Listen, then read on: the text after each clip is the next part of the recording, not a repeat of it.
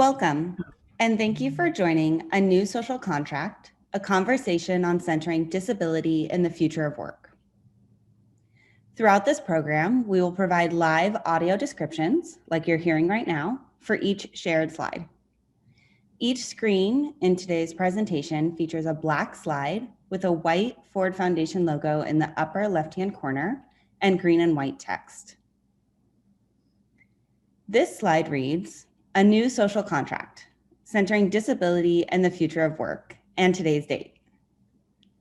We will be accompanied today by ASL interpreters Maria Cardoza and Veronica Staley from LC Interpreting Services. Ford is committed to making our events as accessible and welcoming to as many people as possible. Today, we're integrating accessibility through self-descriptions you'll hear each speaker give, live captioning, audio descriptions of each screen, and ASL. We have also intentionally turned off the Zoom chat box to provide a seamless and inclusive experience. A note that there may be brief pauses throughout the program. This will help give our captioners and ASL interpreters some necessary breathing room so that our whole audience is able to enjoy the upcoming brilliant conversation and remarks.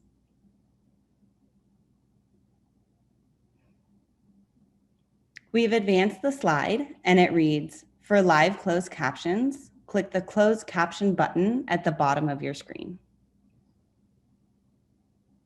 The next slide reads, questions, comments, reactions. Please use the Q&A function at the bottom of your screen to share your questions, comments, or reactions.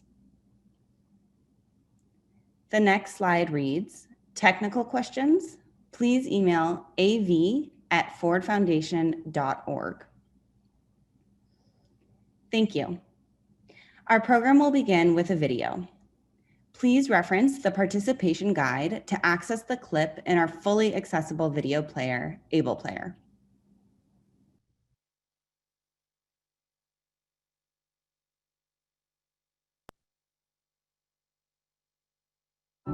For the last 15 years, I've worked in social justice, working on economic justice and racial justice and women's rights. And I've started feeling lonely in those spaces.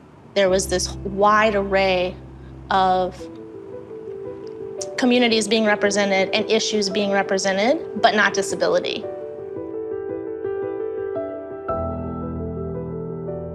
My name is Dessa Cosma. People with disabilities are some of the most impoverished people in the United States. We typically live below the poverty line. And because of lack of access to education and jobs, we will remain there unless we do something about it. And so to work on anti-poverty or economic justice without a focus, at least in some way, on disability, means that you're leaving out the most marginalized people in that marginalized category. If we are going to help people with disabilities get out of poverty, and if we're serious about ending poverty, we have to pay specific attention to people with disabilities and coming up with solutions particular to them, because a lot of times solutions put towards a community without attention to disability further marginalizes people with disabilities in the process.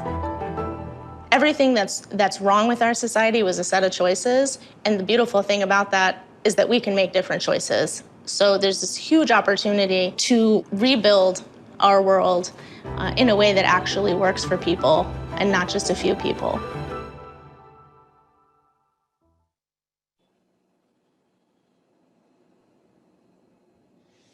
The slide on your screen is black and features a white Ford Foundation logo in the upper left-hand corner and green and white text reading, Welcome, Darren Walker, President, Ford Foundation. Please welcome Darren Walker. Good afternoon and welcome. I am so delighted that you are all here, and thank you, Dessa Cosma, who is the executive director of the Detroit Disability Power Organization, a very impactful Ford grantee there in Detroit. I'm Darren Walker. I get to serve as president of the Ford Foundation, and today I am here. I am an African-American man wearing eyeglasses. I have on a brown shirt. a brown and blue checked, a brown cardigan, a brown and blue checked shirt, and I'm in my home office. I have bookshelves around me. We're so proud to welcome you today to this conversation, which centers disability in conversations about the future of work. And for us, it is not just about the future of work, but the future of workers and disability, and people with disabilities, workers with disabilities must be at the center of that conversation, we believe. Our Future of Work grantmaking aims to build power, because ultimately it is about power, and COVID has revealed for us how often people with disabilities, workers with disabilities, are marginalized in conversations about the future of work, employment, and labor policy. And so for us, the population we have been most focused on includes, of course, people with disabilities, but Black, Indigenous, Latinx, other people of color, women, transgender, and queer people, immigrants. Because we know that the ableism that infects and is the scourge in our society is deeply rooted and manifests in the way in which work is organized, policies are written and implemented, which often exclude people with disabilities. Now, there are many reasons that we're proud at the Ford Foundation of the numerous disability rights and justice organizations we support. And we saw the impact of some of those organizations more recently, last spring, when the emergency paid family leave provisions excluded leave to care for disabled family members. And it was the advocacy of so many of those organizations working collaboratively across sectors and certainly across the portfolio of Ford Foundation grantees that helped to bring a positive outcome and continued advance as we move into a new era with new possibilities for the future of work and centering disability in that conversation. We believe a healthy economy has to work for everyone. And the work at the Ford Foundation is indeed to ensure that we all have safe, healthy workplace environments where all workers have disability accommodation, unemployment benefits, healthcare, paid leave, PPE, job security, and ultimately higher pay and wages. This is what we are here to talk about today, and this is what we believe in at the Ford Foundation. I'm so grateful on behalf of all of my colleagues to welcome you and thank you for your hard work. So it's now my pleasure to welcome Day Al-Mohamed, Disability Rights Leader and Supervisory Policy Analyst for the U.S. Department of Labor, who will be leading us through this afternoon's conversation. Thank you. The slide on your screen reads, in conversation, Taryn Williams, Center for American Progress, Teresa Danso-Danquah, Disability In, moderator Day Al-Mohamed, U.S. Department of Labor. We welcome the speakers at this time.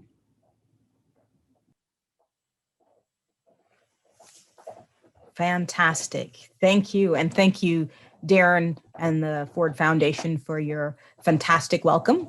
As mentioned, my name is Day Al-Mohamed, and I am the moderator for today, coming to you from Washington, D.C., the ancestral lands of the Piscataway, the Pamunkey, and Anacostan tribes. My pronouns are she, her. I'm an Arab American woman in my home office with the ubiquitous bookcase behind me, and I'm actually wearing my favorite blue shirt and gray blazer. And today we have a couple of really amazing guests that I'm so proud to be able to share with you. Taryn Williams and Teresa Danso-Danquah, and I want to give them just maybe a quick moment to introduce themselves and their work. And Teresa, if you'd like to go first. Thanks, Day. Hi, everyone. My name is Teresa Danso-Danquah. My pronouns are she, her. I'm an African American woman wearing a red turtleneck and red lipstick and sitting in front of a white wall. I'm coming to you from Delaware and with the Disability In organization, where I lead the Next Gen initiatives for college students and students with disabilities. And hello, everyone. I am Taryn Williams. My pronouns are she, her. I am a Black woman sitting in my home office in Washington, D.C. I have on a blue scarf and glasses, and I am the managing director of the Poverty to Prosperity program at the Center for American Progress. Great. So I was thinking a great place to begin might be with Dessa's video, right? That's what we all started with. And in it, one of the things she talks about is about how some of the efforts to address poverty and economic justice and disability is just not considered. And as a result, an entire population is further marginalized. And I was hoping that you might elaborate on that a bit more, what she's saying. You know, what are these current solutions and how are they actually harmful to people with disabilities? Just maybe to give us a shared baseline and some shared common assumptions. And Taryn, I know you have some fantastic information on that. So if we start with you. Sure, thanks, Day. And let me start by thanking the Ford Foundation for having me and for the continued unwavering commitment to disability justice. Thinking about this question makes me reflect on a quote, or really a statement that I read over a decade ago that was particularly revelatory for me. So much so that I come back to it again and again in my work. And it is that disability is both a cause and consequence of poverty. We know it causes poverty because it can lead to job loss and depressed earnings. It can lead to barriers in education, and there can be significant additional expenses, sometimes called the disability tax, by the community that leads to increased economic hardship. It's also a consequence of poverty because we know it can limit access to healthcare and preventative services. And it also increases the likelihood that a person lives and works in an environment that may adversely affect their health. I think that is one of the most devastating stories that have continued to emerge, frankly, from this pandemic. So I start there in part because if there's nothing else that we sort of highlight today, and you heard this in the video, it's foremost, if you're doing economic justice work and it doesn't include disability, then you're not fully pursuing economic justice. The unavoidable reality of disability is that it is inextricably linked with our fight against policies and practices that penalize individuals because of their economic status. So you asked about solutions, and I want to give an example of something that's playing out in real time, something that's led nearly every conversation or meeting that I've had in the last several days. And it's in this moment, advocates are fighting for economic justice, and I include myself among them. And we believe we are on the cusp of winning a battle that's been waged for a long time around raising the minimum wage. With the recent change in the political landscape, the fight for a fair wage is really accelerating. And the good thing about this is that people with disabilities are at the table. So for a long time, this was a fight that played out in silos. We had sort of battles to change wage structure where we had the broader progressive community really fighting for economic justice and fighting to raise the minimum wage. And at the same time, we had the disability community really fighting to eliminate the sub-minimum wage, that segregated and outdated structure that allows people with disabilities to get paid pennies on the dollar. If we're not engaged in that fight together, something that we've seen in so many different fights that we've had on a national and state level policy front, is that we are often, as the disability community, we're forgotten, or we're carved out of a solution, or worse, we find ourselves talking about the unintended consequences or the harm that's caused by policies that get enacted. So I'm giving you that example because I think when we're talking about future of work, one of the sort of the contours of the conversation is how do we fight for jobs that are higher quality? How do we fight for jobs that are higher wages? How do we fight for jobs that are more equitable? And we know that if we're not including people with disabilities from the start in conversations about wages, then we may just leave sub-minimum wage off the table. Or if we're not fully including people with disabilities, then we might fail to do something that the disability community knows is so important, which is to include in any legislation that's enacted the capacity to help ensure that people with disabilities will be able to transition into competitive integrated employment. It's not enough to simply raise the wage or to simply eliminate the sub-minimum wage. We need to add capacity to the system to ensure that people will be able to transition into fully competitive integrated employment.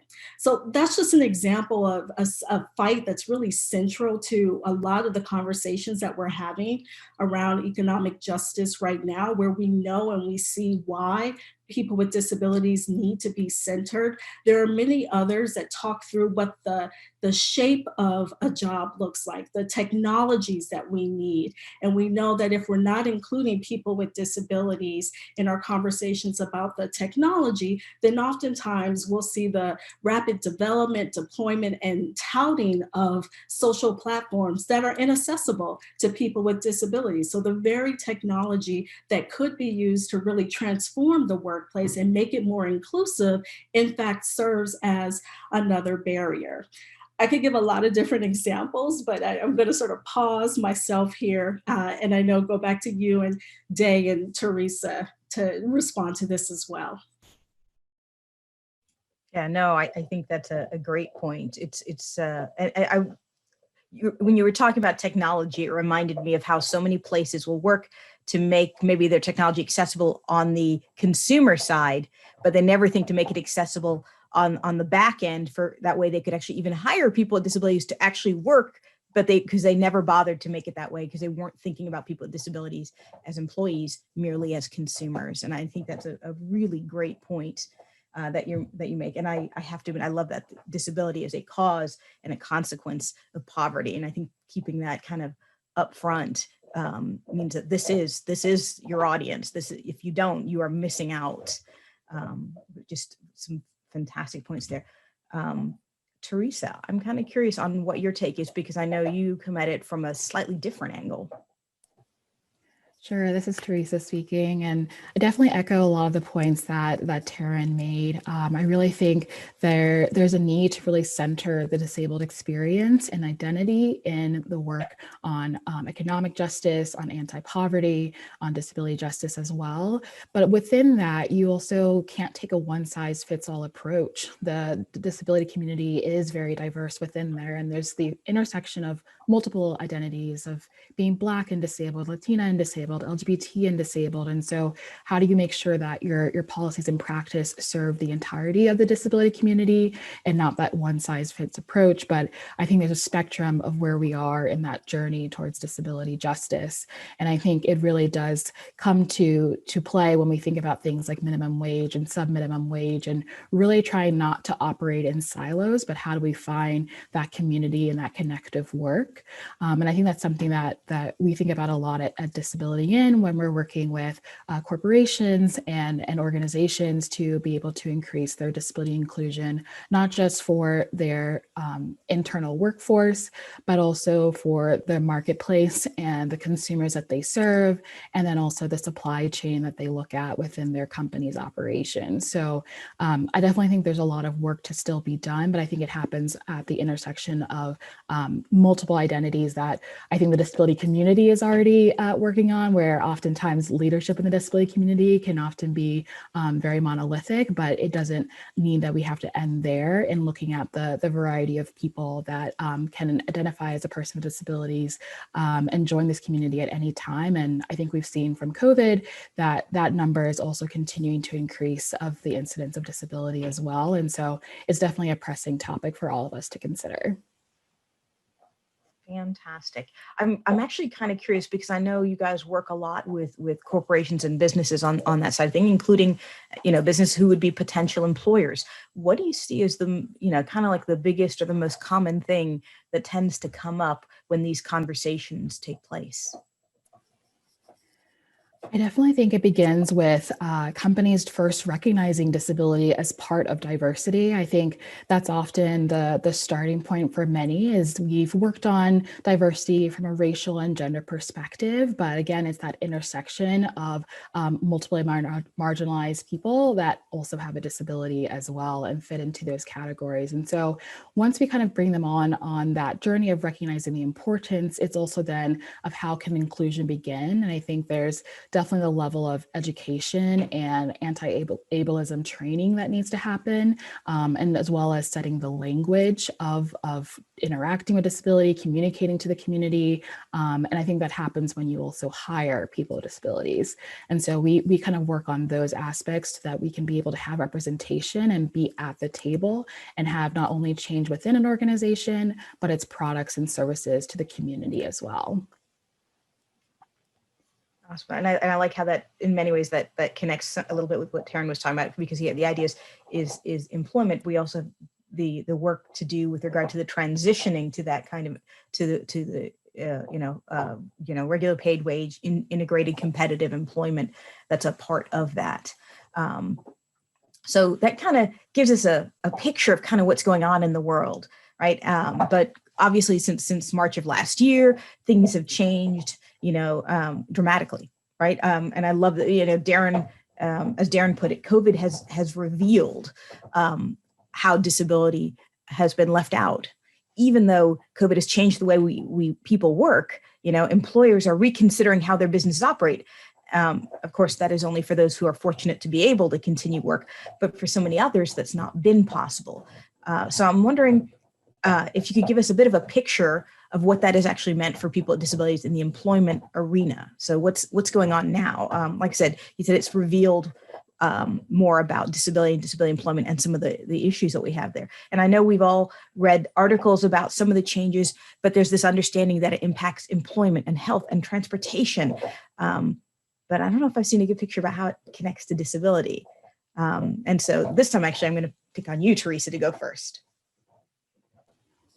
Great, thanks, Day. This is Teresa speaking, and I definitely think COVID has, widened the disparity of both the unemployment rate, the labor force participation rate, and just employment in general. I think typically the unemployment rate for people with disabilities is twice that of the non-disabled population, and along with COVID increasing unemployment overall across the board, in 2020, and I think it's kind of gone a little bit down in the end of 2020, but we're still seeing that disparity still exist where people with disabilities are still unemployed higher than people without disabilities. And the same thing is still stark with the labor force participation rate. So how many people are actively seeking work or working, and that is often only 20%, I believe, for people with disabilities actually actively participating in the labor force, compared to almost 70% of non-disabled people. And so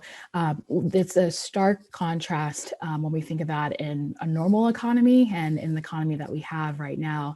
We're anywhere kind of far from that. And so how do we make sure that we do have kind of a safety net and protections for people with disabilities in the workplace? And we're definitely seeing a transition, at least both on, I see it in the college students and recent graduates, so people who are just now entering the workforce or just been in the workforce for only a couple of years, being able to face the realities of either transitioning from college to the workforce, and that transition of now needing to be working more remotely, or being able to work through hiring freezes that many of the companies we work with were dealing with in 2020.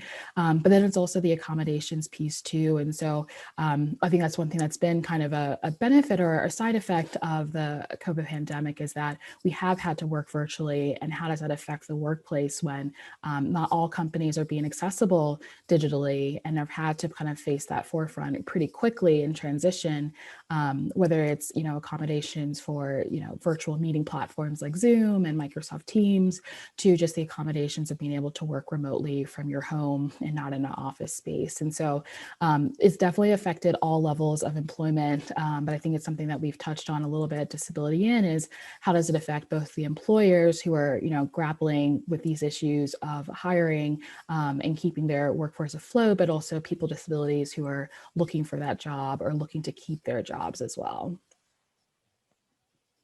Yeah. So basically, actually, it sounds like things are pretty busy for you guys because while the unemployment rates have kind of stayed the same, there's definitely been, I guess, more of an interest in looking at what are ways, because of changes in the way people work. There's been at least greater interest in looking at how that impacts disability. I'm trying to make sure I understood right, or am I putting words in your mouth? No, that's definitely true. I think we are recognizing the need to center the perspective of people with disabilities as we see the fluctuations in unemployment and employment for people without disabilities as well. Because I think generally, like, when an overall impact is happening to our economy, we kind of focus on what is that typical norm. And oftentimes people consider disability outside of that and think of it as an afterthought, kind of as Taryn mentioned. But really, when you work for and try to include people with disabilities at the core, you work for and include everyone. And so it's keeping that mindset when we think about who is most impacted by a pandemic that's targeting people with disabilities and people who are immunocompromised, but also the effect on people who are Black, Latinx, who are also disproportionately affected as well. Thank you. So Taryn, I'd love to get some of your thoughts on this as well. Well, what are some of the things we're seeing with regard to some of the poverty and economic work that you do that's been a direct result of the pandemic as it applies to disability employment, the ways people with disabilities can be included in work and also the ways they cannot work because of this? Sure. This is Taryn Williams speaking again, and I will just pick up really and continue to amplify what Teresa shared, because we know that the pandemic has had a devastating impact on people with disabilities in the workforce, right? So we started with a workforce and an environment where people with disabilities were unemployed, underemployed, or not even in the workforce.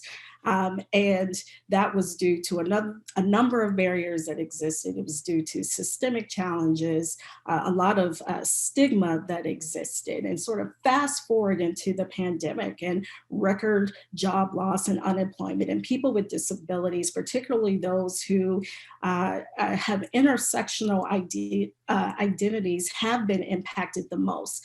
We're talking about the sectors that have been the most devastated by the pandemic, where we see a lot of the disability community. That could be in retail, that could be in hospitality, where when we start to think about what an economic recovery looks like, we know that a lot of those conversations about recovery will have to and should be centering the people with disabilities who were some of the first to get let go. I think what we need to do, both from, I would say, like across multiple sectors, so those of us who are doing economic justice work, those of us who are really pushing policy at a national level, and employers, is amplify the messages that we had about the barriers and how to break down the barriers that prevent people with disabilities from being hired.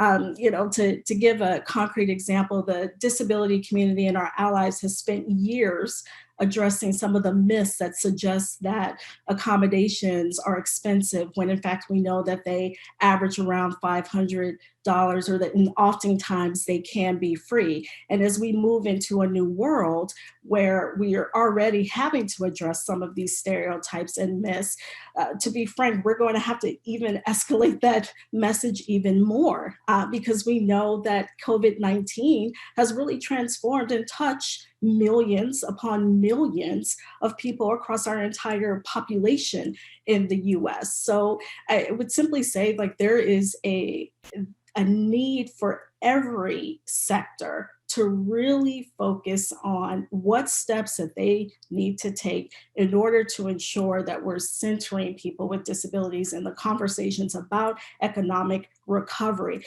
Because if we don't, then we'll see, again, poor policy. We'll see perhaps employers being held exempt from some of those really hard fought equity standards that we put into law over the last several decades. We might see a retreat from some of the gains that we had started to make prior to the pandemic. So we've got to use a bit of the carrot and the stick approach, which is really working with employers to ensure that they're centering disability and they're thinking about how their workforce is being, or their workplace is being transformed by the pandemic, and making sure that folks aren't getting excluded, but also a little bit of that stick and making sure that we are enforcing in any large packages, any legislation that will get enacted over the next several months, that we're looking for every opportunity there to hold folks accountable for continuing along this journey of really including people with disabilities in the workforce. I think that's actually a really great key point, because people have talked about the changes that have taken place because of COVID, but you're right. As we move into recovery, things are going to change again. And it is incumbent on all of us here, and I know all of you and your teams, to actually make sure that any of those changes include disability as part of the thinking. Otherwise, we're just recreating those kinds of systemic barriers that were there in the beginning. And I guess with the current administration's motto of the idea of the Build Back Better, you want to make sure definitely that the better is in there. So we've done past, and we've talked a little bit about the present and what's going on currently with COVID, and you've started to hint about the idea of the future and recovery. So I'm like, so let's jump right into this whole future thing. COVID's been this disruptor for our economic and our employment system, and it changed, and I guess the thing is, without the changing of the way we work permanently. And this is where you've hinted at some of it. And so part of me goes, I want to get into a little more nitty gritty on what are things we should keep? What are things we should get rid of? What are things that need to be taken further? And I'm going to go ahead and start with Taryn this time. Sure. This is Taryn speaking, and you were talking about what's been disrupted since the start of the pandemic. And I actually want to go back to a word that's been used, I think at least twice in our conversation thus far. We talked about ableism, and I want to talk a little bit about disruption of ableism. But before I do that, I want to give a definition of it, because I think that we often sort of throw around the term, but we don't work with the shared understanding of what we mean. And to do that, I'm actually going to reference someone in our community. So this is not a definition that I own. This is something that T.L. Lewis, an advocate in our community, that they have defined and continue to define. It's a working definition of ableism.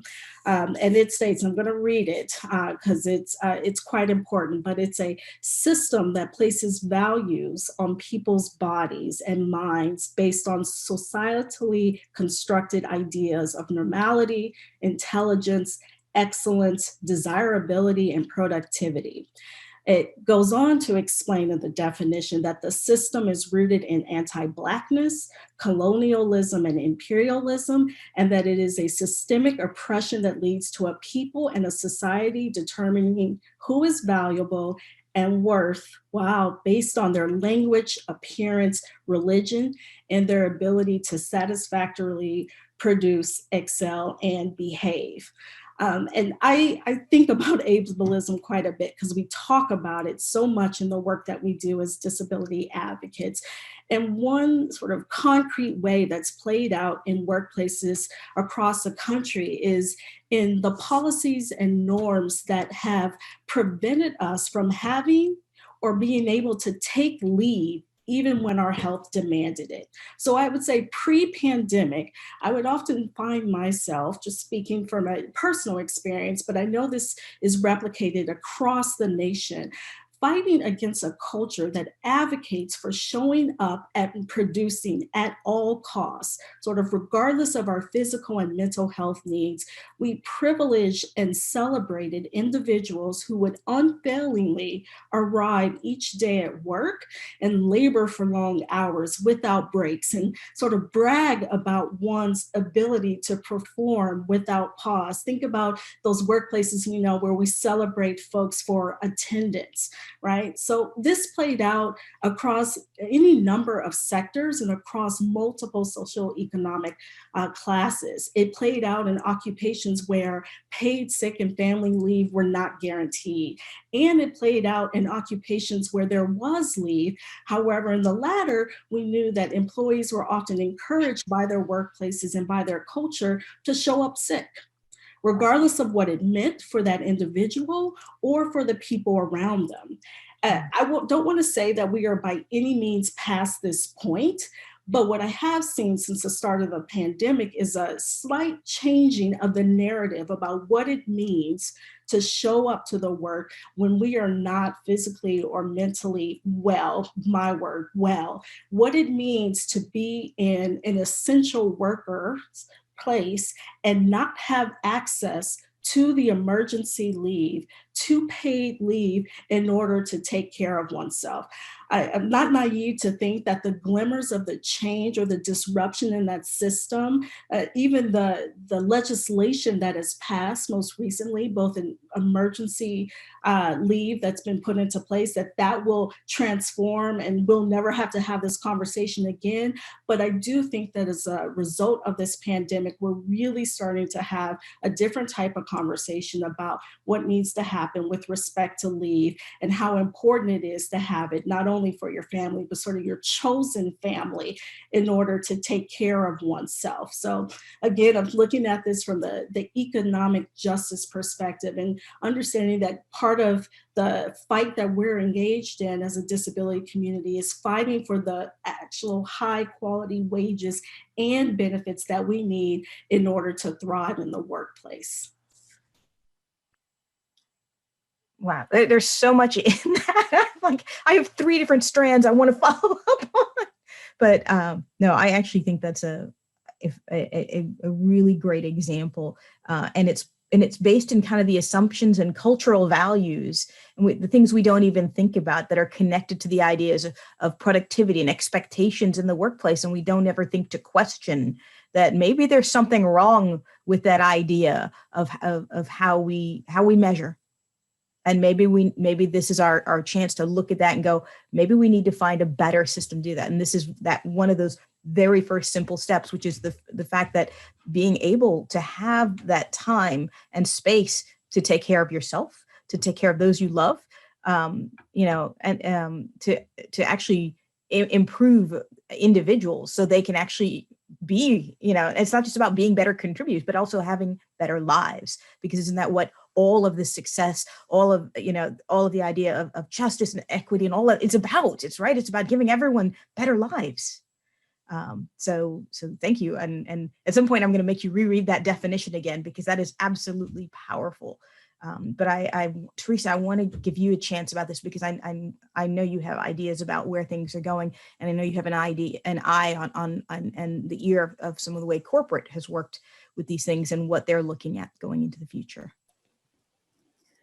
This is Teresa speaking. Yes, I definitely think this pandemic has really just opened our eyes to what we really need to be doing to change workplaces to be more inclusive for people with disabilities. I think one of those ways is the way that we work. So flexible work environments and the fact that we're even able to work remotely from home in some occupations. And I think that's something that has been a previous common accommodation that people with disabilities have requested in the past and often have been denied based on workplace policies that really prioritize being in person and being in that open space kind of layout or format. And so, not saying that, ubiquitously it's across the board, everyone has been been denied, for flexible work arrangements in the past, but I think we've seen definitely an unprecedented amount of being able to work from home, and companies that are realizing that that is a benefit that moving forward from the pandemic, they would like to keep as well. And so we're definitely seeing that in the tech industry. We're also seeing that in other companies as well, is how do we able to encourage people to live their best life and be able to produce the work that they need to for their jobs, but also recognize that they can do that anywhere. And how does that then increase who can be participating in the workforce if they have that flexibility to be able to work from home? And so that is something that we definitely are keeping our eye on, that would be a benefit for people with disabilities to not be able to be more location independent in how they're searching for their next job. I think the other area that we're seeing a focus on for corporations is on the mental well-being and mental health of their workers. I think companies are now realizing the value of mental health benefits and programming and opportunities in the workplace. And that's something for anyone, regardless of their disability, but essentially making sure that there's parity in the benefits that they're offering to take care of that need as well. And so I think a lot of times we're seeing that there's more openness into discussing mental well-being and mental health from a top-down approach, from leadership, and prioritizing that. And that is a very great sign in being able to increase the variety of other disabilities that you may have as well, that will also be prioritized when we begin to speak up and not be held back by stigma on talking about these issues, whether from an internalized ableism perspective or in general from the stigma that society places on people with mental illnesses in society and in the workplace particularly. So those two areas are something that I'm really excited about. I think the other area too is that when we talk about flexible work environments and working from home, while we've definitely quickly been able to adapt to that, I think we do have to keep in mind accessibility, and really starting from the ground up.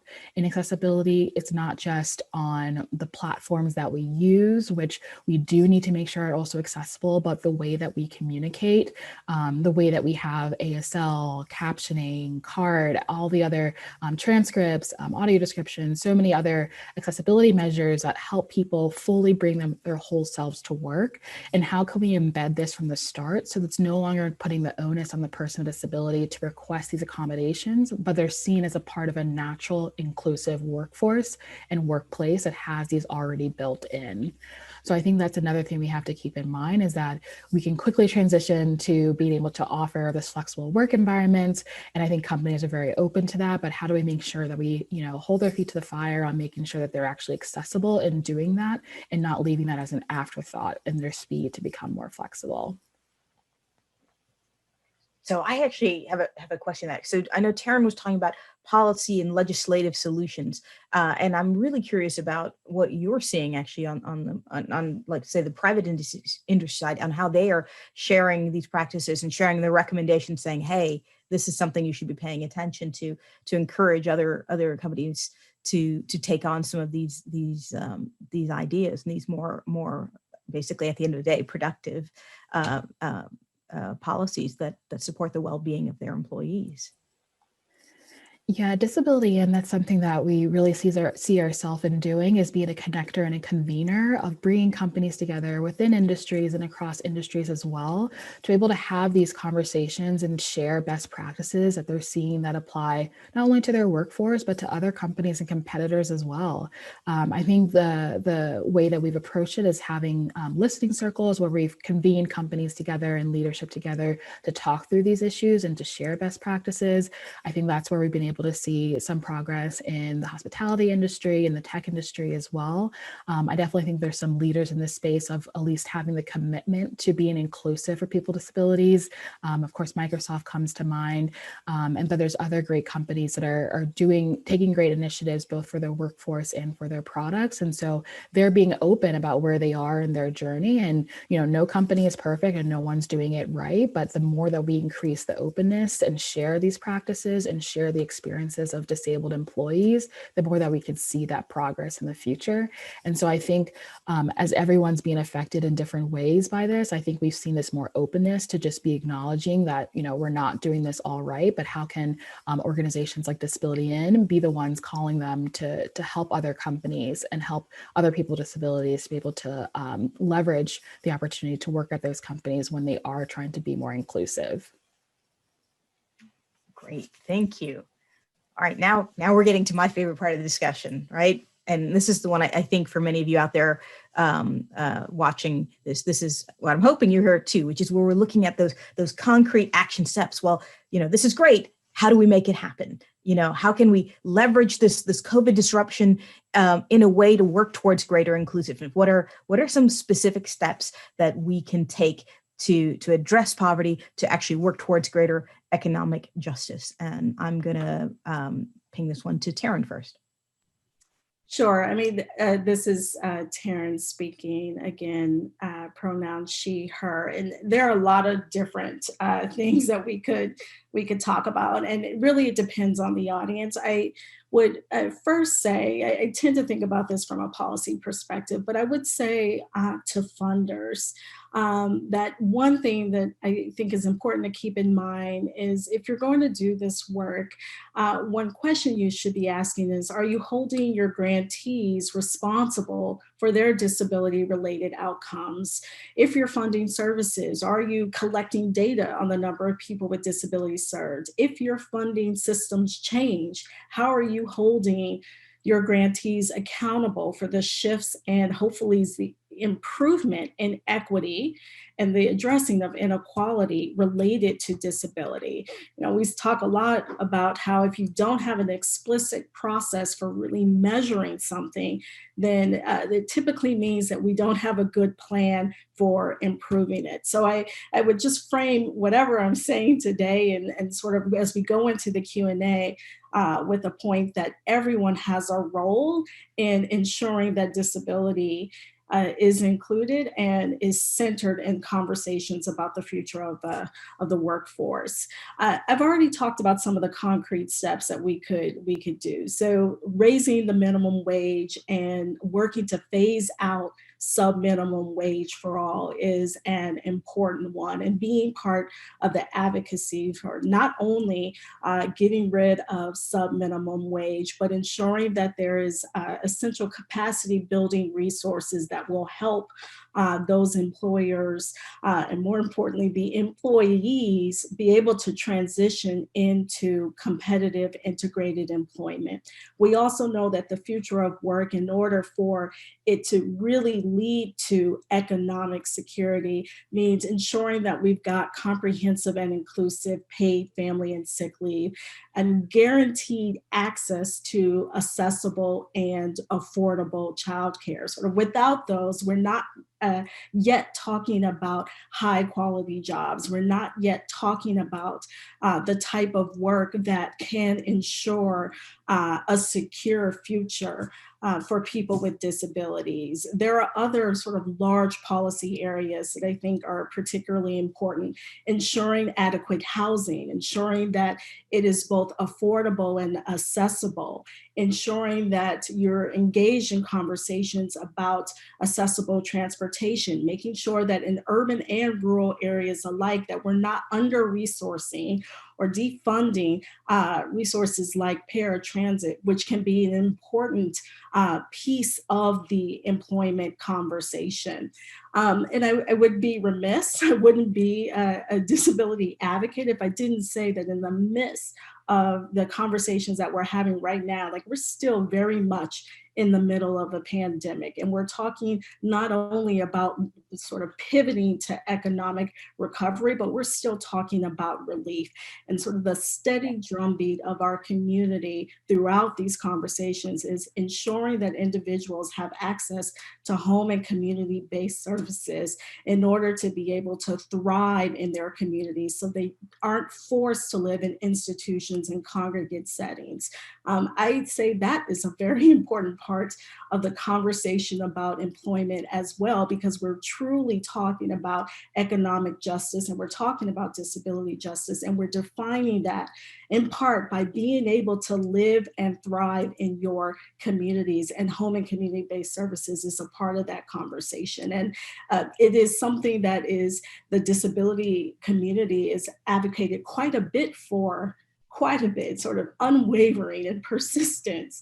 It would be how I would define the advocacy. I haven't yet seen it really be taken up in arms by the broader progressive community as we fight for relief and recovery. So I would add that too as a policy area where I'd like to see more collective action, the same type of collective action that we're seeing around wages, the same type of collective action that I know we've seen and will continue to see around building worker power. Those are some of the concrete things that I would love to see, both on the part of advocates, certainly on the part of government, but also from the funders who are supporting those on the ground who are really pushing for this to get done. That is a list, and that is a list of some actually very, very concrete things. Thank you. Teresa, do you have anything to add to that list?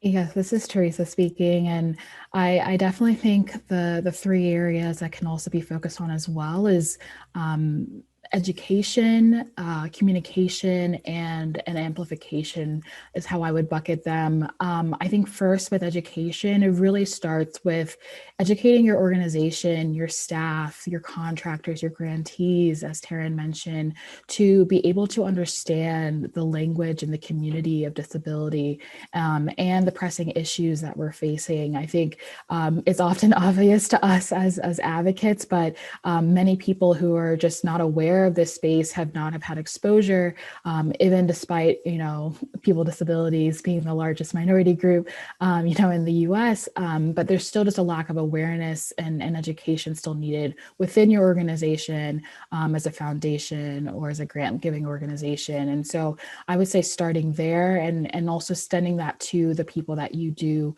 award grants to as well, increasing that education and awareness there. I would say the next thing too is also communication. Oftentimes, people with disabilities are left out in representation in our communication media assets and imagery and the events that you're holding. And if you're, wishing to receive what you're seeking, you often need to have that representation, and that often comes from having people with disabilities, at the table when you're creating your work, when you're advertising your work, when you're seeking grantees. And so making sure that that is accessible, as we've touched on earlier, but also making sure that you have disability represented as well. And then last is like amplifying the work of disabled activists and organizations that are on the ground or nationally doing this work. Invite and hold space for communication and events and disabled groups to be able to be at the table and leading the charge in this work. Understand where you are in this journey and the need to amplify and center the voices of disabled activists first, and then be a connector and a convener of other organizations to be able to be in this space. I know Tara mentioned Talia Lewis. I think Darren mentioned the Detroit Disability Power. There's many great organizations and activists that are leading this work on the ground, and how can we make sure that we are amplifying the work that's happening in grassroots organizations. So I think in addition to the policies that Taryn mentioned that we're advocating for, how do you create education and awareness of those issues? How do you fund those organizations that are working on those issues? And how do you amplify their voices and center their voices first? Wow, that's a fantastic list. And if you guys will give me a moment for moderator's privilege, I actually would like to take a moment and go back through some of the specific things you said that I took notes on, because I actually think they were so good. They're so powerful. And they're things I think people, one, I think you should do, but two, they are easy things that can be done. And so let me start with number one, which is collect data on disability. Many, just basic data collection. What gets measured gets done. And that's very much a truth to that. The second part was holding grantees accountable. There's a tremendous amount of leverage that comes from being the funder. People will do it because you have requested it. And so you have the ability to actually drive that change, because anyone who receives funding from you has that ability to then follow that. We have the idea, the specific mention of working with folks on increasing the minimum wage and eliminating sub-minimum wage. And the two are inextricably linked. And I know as a part of that is kind of doing that advocacy, which I know relates to kind of the amplification, I think very much that Teresa said, which is that recognition that there are folks and groups that are doing this, and they're doing it already, and they're disability organizations. And there is an opportunity to join and partner and to center and amplify those voices, because you do have connections and networks that folks may not have access to, and it is sharing that privilege. There's work about advocating and working with building with employers and employment and that transition point. I think that was something that Taryn mentioned specifically. The key points around paid family leave and sick leave and childcare, because at the end of the day, there's no way to even get to the idea of work and being successful at work when there's something that makes that impossible.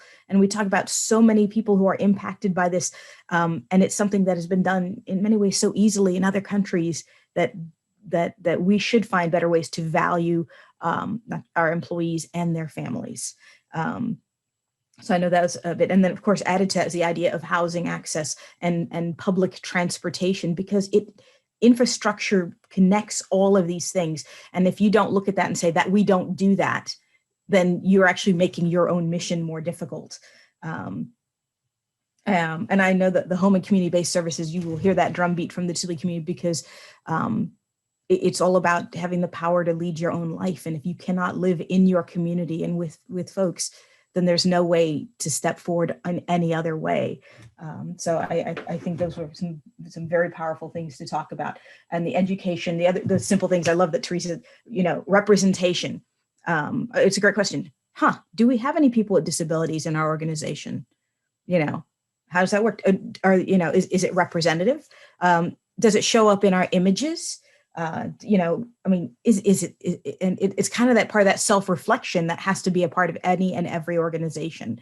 And I think that's a big part of it. And so I love that, the idea of the self-reflection, how you communicate it, because it is all about making a place welcoming. And for it to be welcoming, you have to take those actions yourself first. And I love that last bit, which I actually will reemphasize again, which is the amplification, which is, I hope everybody leaves here ready to go out and, save the world. This is about the future of work, the future of workers, and we're going to seek that for everybody, but to also recognize that while you may always want to swoop in on the white knight, there are also folks who are doing the work and they know these communities intimately, and that lifting up those voices and centering them is something that is probably better to do and probably much more effective in the long run. It's the idea of centering those voices. So I think those, if I think I hit everybody's bullet points, Teresa, Taryn, if there's anything I left out that you'd like to reemphasize.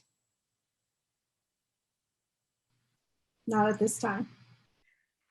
I took notes. I thought I got everything. So, so thank you guys so much. I really appreciate everything that you said. There's so much, and there's so much more I want to ask, but unfortunately that is all the time we have for my questions. And so this is where we're going to open up the space for everyone else's questions. And, for any meaningful exchange to occur, every online and offline presentation needs a dialogue. So for those of you out there, please remember to put your questions specifically in the Q&A box. Right now, we will be joined by Sarita Gupta, who is the director of the Future of Workers Strand here at the Ford Foundation, who will be helping to field your questions and then actually make some closing remarks. So this is your time, and we can't wait to hear what you have to say. The slide on your screen reads Q&A. Submit your questions via the Q&A feature at the bottom of your Zoom window. Moderator, Sarita Gupta, Director, Future of Workers. Please welcome Sarita Gupta. Good afternoon.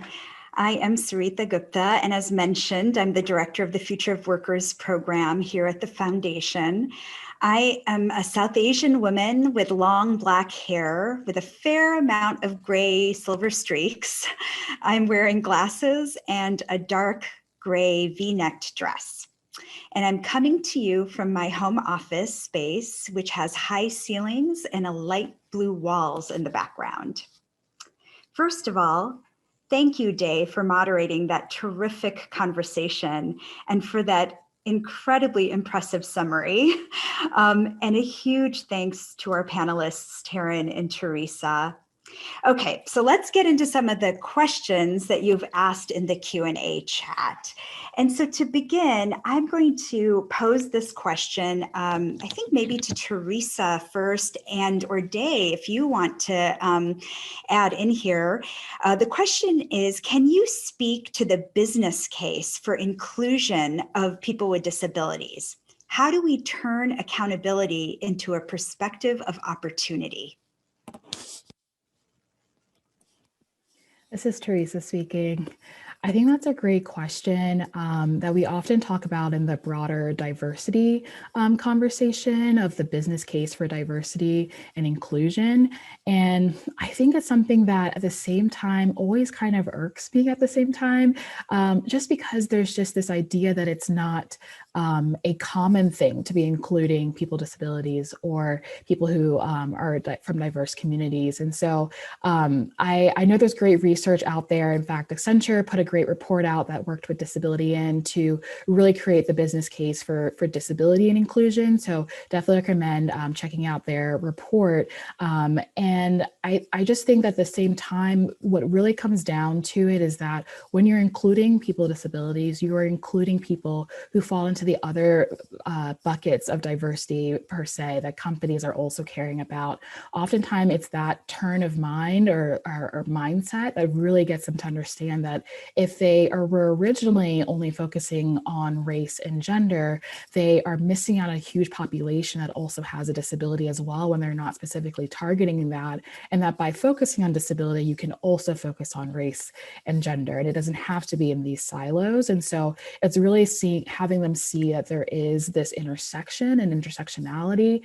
And that often was the struggle for just race and gender back in the day. And I think we've gotten past that a little bit in the workplace of just understanding that you need to focus on the intersection of those two. But we're now trying to get them to recognize the intersection of disability as well. So definitely recommend the great report out that Accenture produced a couple years ago, but also just really how do we get past asking that question of why we should include to really just doing the work of actually including. I love that Teresa started with that. I think that's the key element is like, let's go back a step and realize what's behind the actual question of a business case. It's the question of saying, what is the value of hiring this person? And that automatically means this assumption that there is less value in hiring a person with a disability, and they have to prove that they're worth something. And if you think about it, wow, what a terrible place to start from. But that is where we are. And the whole idea of social contract and society is basically the idea of that kind of a give and take. And there's something we need to stop and go back, what's the assumptions behind the question? And to go, there's something wrong with that assumption because it's automatically valuing less. And I think there's an issue there. I think one of the best examples somebody gave to me, and it was several years ago, was you have a problem, right? And you want to solve this problem for your company. And you have 6 people around the table. Now, if they're all the same people, grew up in the same neighborhood, have the same background, went to the same schools, had the same environment, more than likely, they're going to come up with the same or very similar answers. And the more you have people from different environments, different backgrounds, different experiences, different disabilities, different identities, you're going to get a plethora of solutions to your problem. So if we want to talk about a value for diversity, we're talking about you want to be able to get the most out of and most success for your company. You want to have then having that kind of diversity of thought is to your benefit. If we want to talk about value, let's talk about the value but just having different people brings. But beyond, when you start breaking it down beyond that, you start adding, it's like adding scoring points, and different people get more points than others. And that's just you start to go, is that the way I want to to run my business? Is that the way I want to see a society run? Because that starts to become and look very problematic. Thank you, Day. That's very helpful. This is Sarita. Taryn, did you want to add in on that question at all, or I'll take us to the next question? But I wanted to give you an opportunity if you wanted to weigh in. I think we could go to the next question. They both sort of Okay. covered it pretty extensively. Fantastic. So this is Sarita. I'm going to ask the next question, and Taryn, maybe you want to kick us off on this answer here, to answer this one. How do we change the stigma around self-disclosure of disabilities in so many of our workplaces? This is something this is Taryn speaking. This is something that I think about quite a bit. And I'll talk about it both from an individual standpoint and also from the perspective of an employer. From the perspective of an employer, I think we've started to see in the last several years the start of a change in culture from employers where, frankly, they're really working hard to encourage what we sometimes call voluntary disclosure. They're really wanting to support their employees in disclosing their disability. And it's not simply that they just want to know, although we know that's a part of it. It goes back to what we were talking about earlier and sort of what gets measured gets done. But it's also that they are putting into place what we know from research and what we know from the employers that have done this well, the types of supports that would ensure that a person feels comfortable and safe doing voluntary disclosure. And that can be having policies such as, a centralized accommodation fund, one that sort of decouples conversations and decisions about accommodations from an individual manager's sort of discretion and or their budget. We've also seen employers take steps to really support affinity groups for people with disabilities to ensure that there is a place within the organization where a person feels as if they can bring their full selves. And I think those steps that businesses are taking, both the supporting voluntary or self-ID and ensuring that they have affinity groups that are thriving by taking steps to support centralized accommodation funds, all of those things are creating the type of atmosphere where folks may feel comfortable disclosing. That's sort of on the part of the employer, and I'm sure that Teresa could weigh in here as well. But I would also say from an individual perspective and looking at the Q&A and sort of thinking about my own progression, that self-disclosure is a very individual decision. And certainly I would always want someone to be educated and informed about what disclosure means in a working environment. But as someone who has a disability and who, as I've moved into leadership roles, I've become at the same time more comfortable disclosing, I realize that there is a lot of power when we are sitting at leadership tables. There is a lot of power when you're giving presentations, when we are disclosing for everyone else. It opens the door and it sort of gives folks sometimes, there's likely a better term, but permission to be able to disclose and to be able to share a little bit about who they are and what they bring into the workplace. So I often challenge leaders as they're thinking about the decision about whether or not they would want to disclose, to consider what it might mean for the individuals who they supervise or the folks who they're leading, because that has so much power as well. That's fantastic. This is Sarita. That's fantastic, Taryn. Thank you for that. And I want to open it up for either Day or Teresa as well, but I'm going to lob another question in there, which is some corporations will do well on hiring and then discriminate against people with disabilities in service delivery. How do we help them shift from disability inclusion being sort of a la carte to it truly being part of their values? This is Teresa. I'll jump in on that. I think kind of building on the two questions kind of together, I think as Taryn mentioned, it really does start with leadership, setting that as a priority, but then also creating the environment as well.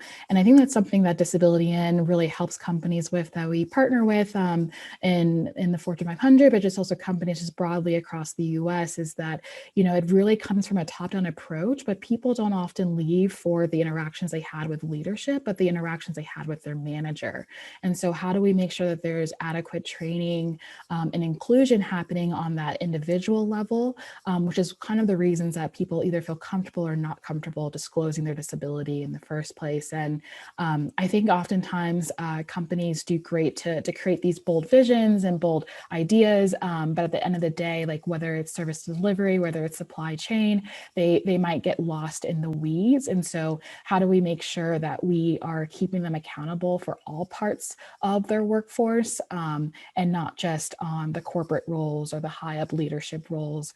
And I think to the earlier question on self-disclosure, I think there was, of course, great pressure put on companies through Section 503 of the Rehabilitation Act, which, you know, requires federal contractors and subcontractors to, you know, have accountability and count the people with disabilities in their workforce, and work towards a utilization goal of 7% of their workforce being people with disabilities. And it's kind of created that environment of tracking and data collection, but it also has given some creativity to really exploring the reasons why people choose to disclose their disability or not to disclose. I know from my personal experience, I may not always disclose my disability when I'm working in a group unless I, you know, need an accommodation. And, you know, as someone with mental illnesses, there's just also the level of stigma that people face in disclosing their disability regardless. And so I've seen it both from, you know, my personal experience, but also the students with disabilities that I work with, where they're navigating going through the hiring process, figuring out when to disclose, figuring out when to ask for accommodations. And so I think there's a level of just consistency that, you know, every company does it differently, but I think there's been a more focus on having those companies relook at their process to make sure that they are increasing the opportunity for people to disclose their disability at different points, and to also feel comfortable not self-disclosing as well. And so I think back to Taryn's point, it is that individual choice, but how do we create the environment and the leadership to prioritize that as well? I love And- that. And I yeah. just have to say, and ways to make it so it's not a big deal, if that makes any sense. And I, you know, I will disclose a fantastic example right here. So I moderated the initial discussions that were a part of this. I am not moderating the Q&A, and very much thanks to Suri for stepping up to do that, but it is an accommodation. I'm visually impaired. I cannot follow the Q&As and an online discussion at the same time. And we had a casual conversation with folks, and Suri said, hey, I'm happy to do that. And guess what? Boom. And it's not really any degradation, I would think, in the experience that those of you are happening. But part of it is just to make it just a casual. It's the same as I would think having an employee who went, well, so and so is better at writing. We're going to have them do the last round of edits on X document. And I think part of it's just realizing and making it so it becomes that kind of thing. And if people aren't disclosing, part of that also says a lot about the environment that you create, to be able to say, having an ADD day, make sure you give me deadlines, or I'm not going to meet them, and that is a big part of the environment, is to make it so it becomes not a big deal. So I'm going to stop there, and I shall let Sarita get back to her job. Thank you very much. Thank you, Day, and it's been a great partnership. So thank you. Okay, so let's. This is sort of a big one. So let's dive into this question. What do you advise on both the funder end and grantee side to eliminate the barrier of funding and access, especially given the historic lack of funding for disability organizations? So I will open it up to any of you that would like to weigh in here. This is Teresa speaking. I'm happy to start and let others contribute. I think there definitely is a historical lack of funding for disability justice in the past. And I think it's commendable just to be here and working with the Ford Foundation to discuss that. And I think there's great strides that people across the board are trying to make. I think I saw a statistic out there, like less than 2% of funding actually goes towards disability justice by foundations and philanthropic organizations. And I think one thing that we see on maybe a parallel in supplier diversity with the corporations we work with a disability in is that there's often this black box of how does funding get allocated and how do you be able to partner with these organizations. And so I think one thing that could be, an area to learn from, at least in the work in supplier diversity, is that how can you create more line of sight into the process? What does it really take to become a grantee, and how can you increase more education in that space so it feels less like a black box on getting those partnerships and getting those grants? And so I think that's one area that funders and grant making organizations can kind of take away with, is how do we increase that access through more line of sight, more visibility, more transparency in the process. This is Taryn. I would just wholeheartedly agree with what Teresa just shared about really demystifying the process for individuals who may not have as much experience going through the grant making process, who may not have the experience in actually pursuing funding and successfully getting grants from philanthropic organizations. I would also note just one other thing, which is to ensure that that we're not conflating funding for accessibility with the funding for disability justice. The two go hand in hand, but you sort of got to make sure that there is a decoupling and an understanding that we both want to advance the principles of disability justice, which means that we need to be programmatically and physically accessible. But we also, often cases, as we think about new spaces, as we think about introducing individuals into new spaces, introducing new conversations in different areas of justice, that we might need to be attuned to the accessibility of those spaces as well. So we need to be able to do both at the same time and be committed to investing in both. So that would be just the one other point that I would add, along with what Teresa shared. This is Sarita. That's fantastic, Taryn and Teresa. I really appreciate the points you're making. I just want to add, and I'm going to take a moment to add into the conversation here. It's really important, I think, for funders to also acknowledge and see that our relationships are not always only about funding, and that often disability organizations, particularly smaller disability justice organizations, can help lead learning on disability, for example, whether it be not just with our own foundation, but with other grantee partners who are really looking to become better at centering disability justice and inclusion. And so I just wanted to name that, because I think sometimes in philanthropy, we can become very narrow and only think about it in the context of our role as grant makers and funders, which is important. That's not to downplay that, but to also recognize there's other ways that we can be playing important roles, many of which actually Teresa and Taryn have shared in terms of what we can do to support, especially now in the context of equitable recovery, to be inclusive of people with disabilities. I guess the last question I want to ask is, I'm curious to know, what does philanthropy or funders need to stop doing? And you were just starting to get at this a little bit, Taryn, when you talked about disability justice and accessibility are not the same thing. But what is not working that can cause unintentional harm to the work of disability advocates are leading right now? So again, open to any of the three of you to answer.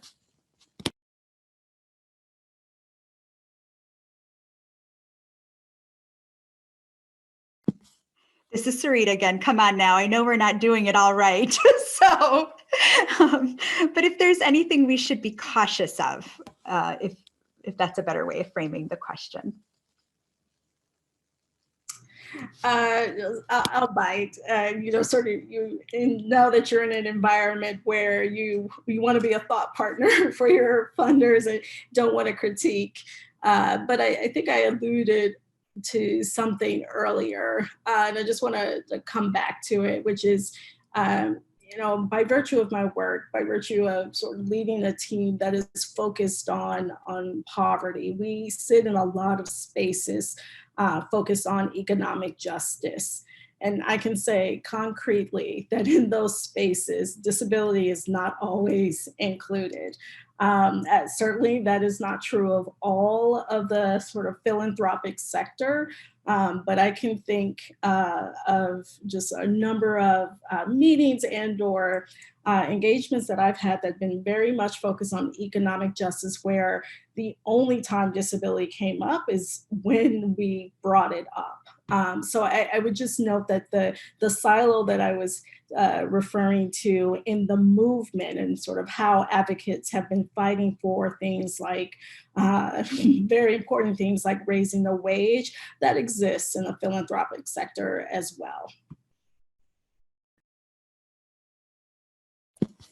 This is Teresa speaking. I think I'll just add, and this might not be area specific to funders, but just kind of a highlight for more of awareness. I think there's different forms of the models of disability or interpretation of disability, from the medical model as like disability as a medical condition only, to the charity model as something disability needs to be pitied or given a handout or helped in some way, to kind of the social model where I think many of our advocates are aligned to, which is that disability is a product of an inaccessible environment and an inaccessible society, and taking the onus away from the person, but also that the barriers that are placed by society. And so I think if you think of your work in breaking down those barriers and amplifying the work of the person with a disability, I think that's something that can be often a misstep that people might face in the past, is just how they view and perceive disability.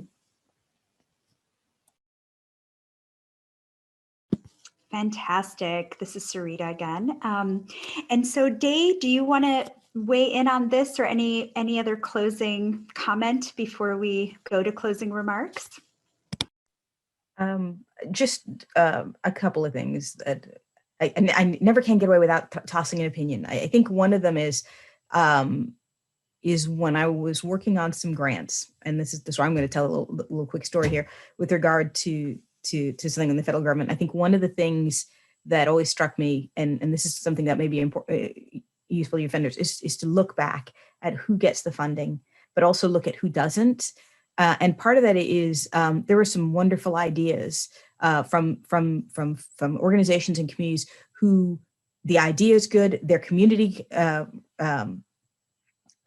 contacts, from what we could tell, they knew their community, they knew what was needed, and they had some of the capacity to do it, and they just needed some help. But they don't know how to write grants. They don't know how to come up with the shiny and the correct language. And what was happening is that these are folks who were not getting funded. They're not in the know. They can't afford a grant writer. And I think part of it would be looking at what are your processes, and how might the processes you use to determine eligibility may be leaving out some groups that may be smaller, some groups that may be multiply marginalized, yet who are still doing good work. And if there's any way to lend support in a multitude, like you said, there are multiple ways to be able to partner, provide support, to collaborate, and to fund. And I think that's something that was important to do, because I'll be honest, it broke my heart, because when we got done, there was not one grant that went to anywhere within the southern US, because we're talking about extreme poverty in rural areas. And I'm like, you know what, that's really troublesome. And you start looking at, you see the same places being funded. So just as far as closing, I'm going to cheat on my closing, and just for one more time, Taryn, will you read that definition of ableism? Because I think, at least for me, I think it's fantastic. I end with that for me. So if you'd be so kind. Sure, this is Taryn, and let me just scroll up, because it's not something that you can paraphrase at all. It's defined as a system that places values on people's bodies and minds based on societally constructed ideas of normality, intelligence, excellence, desirability, and productivity. They go on to explain that it is a system that is rooted in anti-Blackness, colonialism, and imperialism, and that it is a systemic oppression that leads to a people and a society determining who is valuable and worth based on their language, appearance, religion, and or their ability to satisfactorily in brackets, produce, excel, and behave. We could spend an entire session just unpacking that, but it so captures what I think ableism is. Fantastic. This is Sarita again. Thank you so much, Taryn, for on the fly pulling that back up, and Dave for suggesting that we close with that. I want to start just by thanking Day, Taryn, and Teresa for this very timely discussion about centering disability in the future of work and towards a new and inclusive social contract for the 21st century. There was so many questions in the Q&A, and we were able to get to a few, but we will be sharing this video after the event along with a list of resources for all attendees.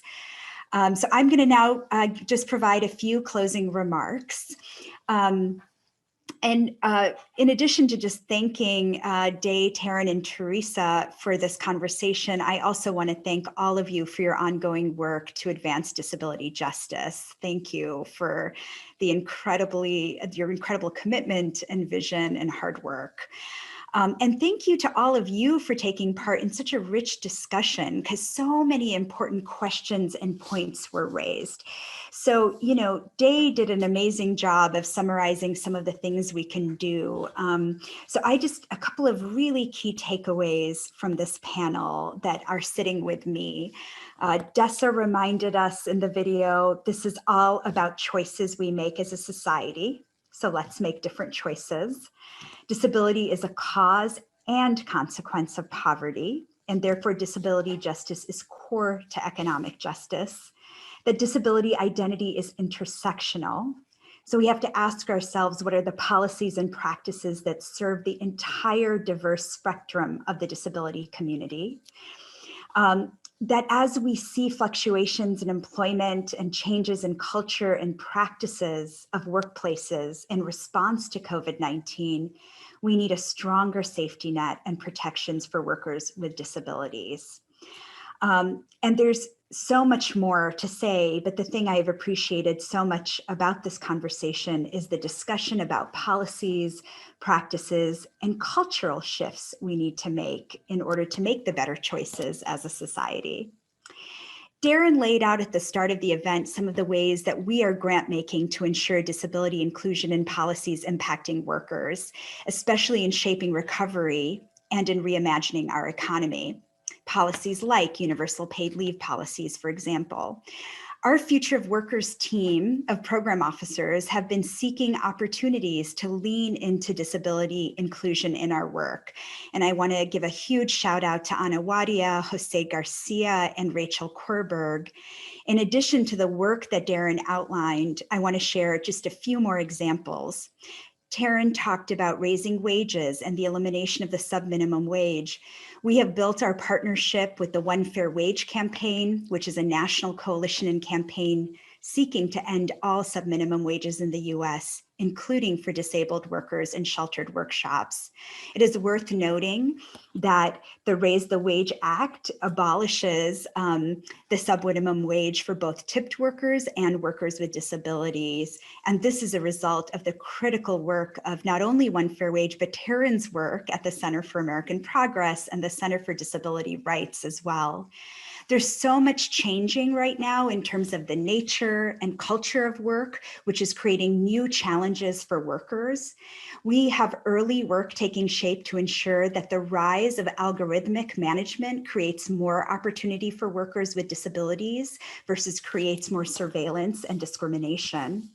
And we are actively working with other foundation partners to develop a new collaborative fund that focuses on supporting the care economy and care infrastructure across childcare, long-term services and supports, paid family medical leave, and a key component of this work will continue to support centering disability in this arena of work. We really believe this is the moment to vastly expand and align philanthropic resources at the pace and scale needed to emerge from this crisis with the kind of care infrastructure that works for everyone. At Future of Workers, we often talk about the future of work as in the context of automation and technology. But this COVID moment, disruption, as Day named, has surfaced important questions about the culture of work and what that means for the opportunities to address systemic challenges and make better choices for workers and for our society as a whole. To our friends in philanthropy who may be new to this conversation, we hope this event has lifted up different ways that philanthropy can engage and support this work. I think all of us in philanthropy can take Taryn's point to heart. How are we holding our grantees accountable to addressing these equity issues and centering disability inclusion? And Teresa's point about educating ourselves about this community. I'd be remiss not to pause to announce and celebrate our new colleague, Rebecca Coakley, who joins Ford Foundation today as our very first program officer for the U.S. Disability Rights Portfolio. We're extremely excited for her leadership as we continue our commitment to disability inclusion at the foundation. Welcome, Rebecca. And I'd also like to thank colleagues from Event Strategy and Programming, IT, our ASL interpreters, and Catherine Hyde Townsend, Ford's Disability Inclusion Advisor, who made this event and the work we do on disability justice and inclusion possible. A huge shout out to Jessica Dalton, who led on this work from the Future of Workers team for this event, with lots of guidance from Anna Awadia. And again, a huge thank to our panelists and our moderator. Thank you everyone for joining us today. Goodbye.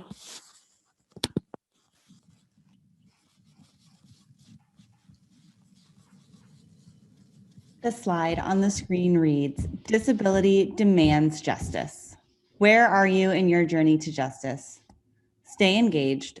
fordfoundation.org/disability demands justice. #disability demands justice. Thank you so much for joining us.